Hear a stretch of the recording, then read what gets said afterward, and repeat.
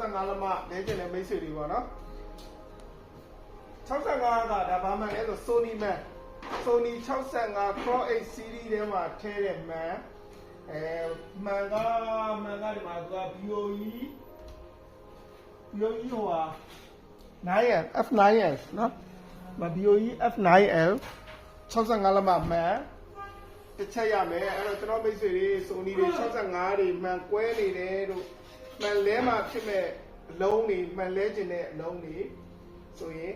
ဥရသူပေါ့ဗျာနော်65တစ်ချက်ကြံမယ် Sony ထဲမှာထည့်ရင် original man Sony man original ပတ်တိထည့်လို့ရတယ်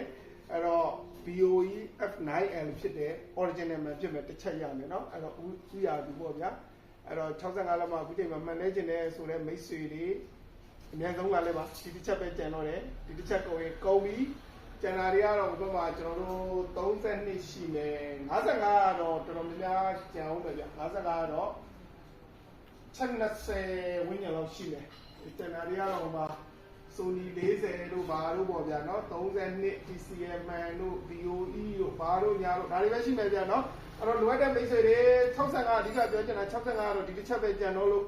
လဲမယ်လို့ဆုံးဖြတ်ထားတဲ့မိတ်ဆွေတွေဒီချက်ပဲတဲ့ဥရသူလေးအမြန်လေးလာရောက်ပြီးလဲထားဖို့ရန်နေပြောပြရစီကြအားလုံးကျေးဇူးတင်ပါတယ်